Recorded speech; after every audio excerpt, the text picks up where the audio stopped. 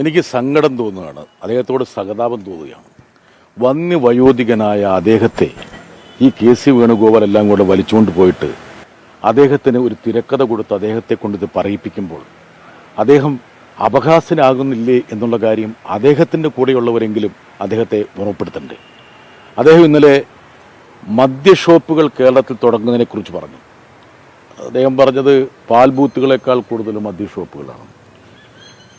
അദ്ദേഹത്തിൻ്റെ വളരെ അടുത്ത ഒരു അനുയായി ഇന്നലെ രാത്രി എന്നെ വിളിച്ച് ഒരു കണക്ക് പറഞ്ഞു. ഈ കാർഗെ എന്തിനാണ് ഇതൊക്കെ പറയാൻ പോകുന്നത്?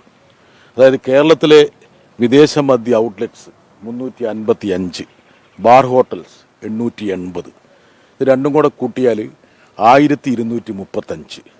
മല്ലികാർജുൻ ഖാർഗെയും അദ്ദേഹത്തിൻ്റെ മകനും അടക്കി ഭരിക്കുന്ന കർണാടക, പരോക്ഷമായി KC വേണുഗോപാലും കൂടി ഭരിക്കുന്ന കർണാടകയിൽ ഔട്ട്ലെറ്റ്സ് നമ്മുടെ 355 ആണെങ്കിൽ 4009 ഹോട്ടൽസ് ആൻഡ് ബോർഡിങ്സ്. എത്രയാണെന്നറിയോ?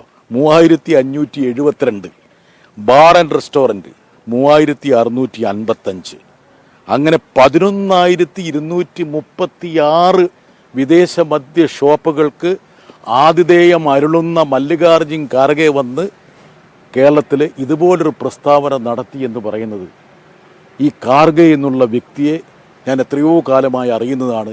ആ വ്യക്തിക്ക് എന്ത് പറ്റിയെന്ന് എനിക്ക് പോലും തോന്നിക്കുന്ന രീതിയിലുള്ള ഒരു പ്രതികരണമാണ് അദ്ദേഹം നടത്തിയത്.